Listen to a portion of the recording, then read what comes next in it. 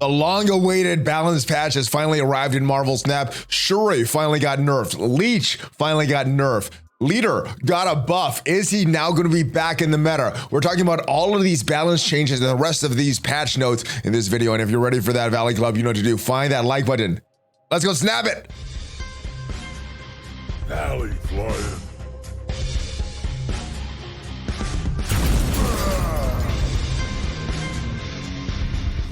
Hello, Marvel Snap fans. Welcome back to the Valley Snap channel. I'm ValleyFlyin. Hope you're having a great day. The long-awaited April patch is finally here, and we have some nerfs to Shuri, nerfs to Leech. We got Leader that is back and buffed. Is he now going to be relevant in the meta? We got some other cards that got changed as well, and we're going to talk about the cards that got hit with those changes and the rest of these balance changes and everything else that is going along with this new patch. Now, if this is your first time here on the channel, hit that subscribe button for more great Marvel Snap content. We talk about all these new patches, everything, all the news in Marvel Snap, deck ideas, we got gameplay, everything to help you in Marvel Snap. But let's go right to the dev notes and take a look at these patch notes for April 18th, 2023. And when a new Series 5 card is dropped in this series in the token shop, it's going to be immediately featured in its own section in Marvel Snap. And then once you buy the weekly spotlight card, it's going to be hidden until your new card is released. Alt F is another section for the ultimate variants. So no more of these variants popping up when you only want to get cards. They will pop up in their own section, but it's not going to be interrupting the cards that you want. So that is good. And then Series 4 and 5 cards, it's going to be in its own section here. And it's going to function kind of like the token shop did previously, except no ultimate variants or the weekly spotlight card in there. So these are all good changes for people who wanted to spend cards, spend tokens on the cards that they want in the token shop. The game board, it looks a little better. Some new visual effects added there. And then the series drop that we've been known about for over a week now. It's suspected about for many, many months. Series 5 to Series 4, Ghost dropped from 5 to 4. So did Stature, so did MODOK, one of the newer Season Pass cards. Surprised that MODOK dropped so fast. And then Series 4 to Series 3, a lot of great cards, some of the best cards in the game. Shuri, even with her nerfs, still one of the best cards in the game. Fast, Valkyrie, Super Skrull, Black Panther, a lot of great cards dropping down this pool 3. And some general updates. Players reach infinite rank only match against other infinite rank players, which is great if you're still trying to climb up the ladder. When you tap on a card for more details in the shopper collection, you're going to see other features that weren't available for various patch drops, including artist credits, series labels, either Series 3, 4, or 5, variant rarity label, ultimate, or super or rare, and you can now flip them to see the card back in details. And another change that's not going to affect a lot of players, but if you are grinding for over 10 hours per day to try to get more season pass experience, to try to get more of those caches, well, it's you're going to get limited now. You're limited to 10 hours a day. It's not going to affect majority of players. I don't think I've played over 10 hours in one single day, but there are some players that are trying to grind those extra cards, those variants, or those boosters from the season pass, and yes, you're going to get limited now. And collection track has been extended, so if you're nearing the top of that collection rank, it is now extended. So some new audio visual changes as well, some balance changes that we're going to talk about, and mainly they were trying to adjust the Shuri Taskmaster deck, the Lockjaw Leech shells, both with and without Thanos, and they both got hit pretty hard, good hard. Let's talk about Shuri. So previous, it's going to double the power of the next card you play. But now, if you reveal, if you play your next card here, double its power. And what the dev said about this card, consider number changes Shuri, they all tended to ruin her current decks. Some even theoretically risk making a new monster with different parts. That's not great to risk to run when balancing a problematically strong card. The change we're making today may seem small and subtle, but we expect it to be impactful and retain the same flow of play for existing decks, while a consistent goal is our balanced philosophy. The nerf removes Cosmo protective capacity for a target, making single card answers like Valkyrie easy to aim, and indirectly buffs lane control elements like Professor X.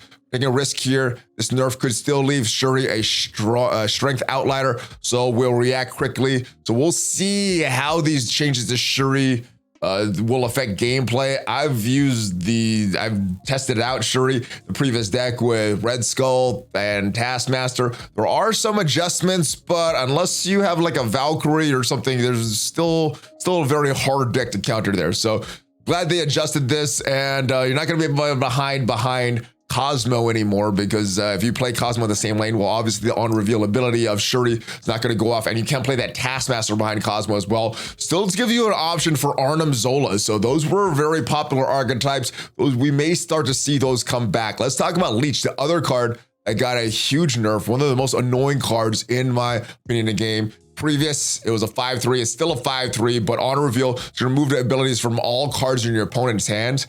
Now, at the start of turn 6, remove abilities from all cards in your opponent's hands.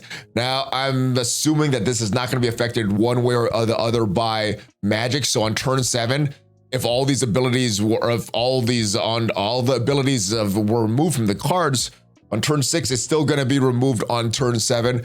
And what the devs say, it's never been our goal for Leech to be a heavily played card. We understand that it's been a frustration lately.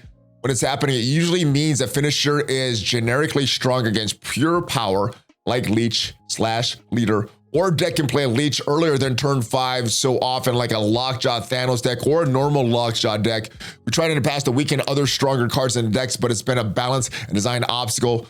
We've decided to remove the early Leech from the equation. Leech is designed to counter some powerful endgame cards and combinations from a unique angle without any setup, which is important to have around here and event these decks to begin to overperform.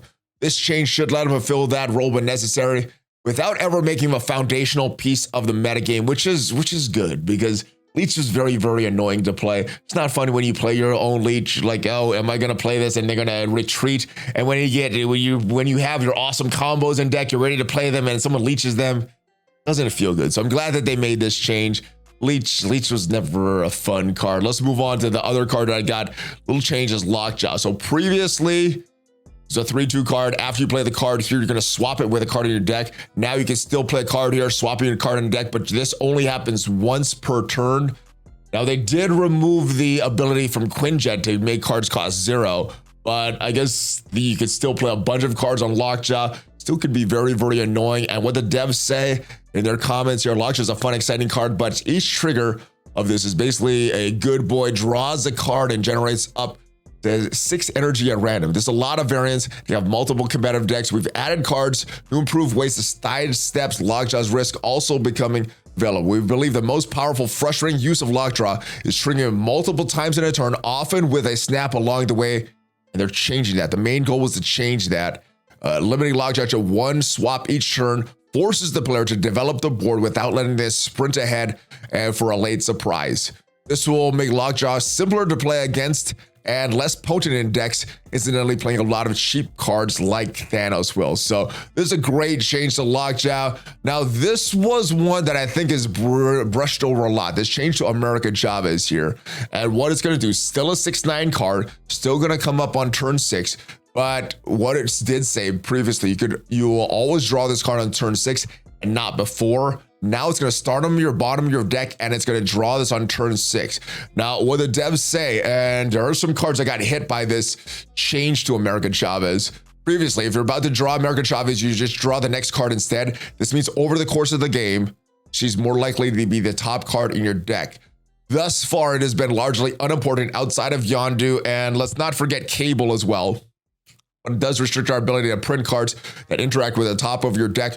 We expect this update to have little impact on America's functionality overall. Let's go take a look at the new American Chavez. It's going to start on the bottom of your deck. Now, they did mention that this does affect Yondu. It's going to destroy the top card of your opponent's deck, so no longer most likely destroying American Chavez, could destroy any card. And the other card that got hit was Cable. A lot of times people could put this Cable card in Devil Dinosaur decks, and it's going to give you some intel about your opponents. However, if American Chavez is on the bottom of your deck, you're getting that American Chavez card, but you're getting no intel about your opponent's deck. So Cable got a slight nerf with that change to American Chavez. Let's move on and talk about Jubilee. And this was another card that got changed. It looks like it may be related to some cards that are coming up, specifically Howard the Duck. And we're going to take a look at that just a little bit. But on reveal, it used to add a card from your deck. Now it's going to add the top card of your deck to this location. Some of our players may remember a time when Jubilee had this ability. Back then, Jubilee would often be a 410 as she pulled America Chavez very consistently. We decided at the time to change Jubilee's effect instead of America Chavez, as the formula was much simpler to communicate. However, looking at design cards that interact with the top card of your deck in the future, so we're bringing this design back to. That's why they made the change to America Chavez. We expect this to have little impact on Jubilee for the time being, but once Howard the Duck is in the game, we will have some impact. So it says add the top card of your deck to this location, and it's still a little random. You're not always knowing what is the top card of your deck until this card comes out. Howard the Duck, and this should be coming in the next season after this Animals Assemble season. The ongoing card, and you're gonna tap this to see the top card of your deck, which means that if you have this in play, you could always see what Jubilee could potentially draw, and then you could know if you want to play that Jubilee or not. So Jubilee, Howard Duck is going to be a strong combo in the future. Moving on, let's talk about Leader. He was one of the strongest cards. He got the nerf to becoming a 6/7 on reveal. Copy the cards your opponent played to the right location of here, but on your side. Very confusing ability. Now it's on reveal. It's going to copy the enemy cards with the highest power played this turn, but on your side. So it's going to copy one card. What the devs say about Leader, their previous nerf was too harsh, and their balanced philosophy is to preserve as much playability as we reasonably can while weakening cards. It didn't succeed previously. This change, we're aiming to bring his strength back up to a playable spot for a 6-cost card, but avoid the oppressive impact from his original form. We've erred on the cautious side with his power for now because some previous defenses against the original Leader, such as playing weaker cards, can before strong one no longer can apply. So it's always going to be the strongest card here, not like that Arrow nerf, and that's what's happening here. There's a few other bug fixes that went live in that game, but I think the big things here are the changes to the card, specifically Leech, Shuri, and a Leader, and then we have some changes to the token shop. All in all, looks like a very good patch. I played a few games on ladder. They seem like better matchmaking as well. Let me know your thoughts on this patch. I do like the store. Let me know what your favorite thing is. Is it one of the nerfs? Is it one of the buffs that Leader got, or one of the changes that America Chavez and Jubilee got? Let me know what your favorite is, guys. Thanks for watching. I'll see you guys next time. Check out some of the other videos for more deck ideas, highlights, and news in Marvel Snap. Have a great rest of your day. Make sure you stay safe, stay hydrated, and I'll see you at the top. Hulk fist bump, ValleyFlyin out. Have a great one, guys.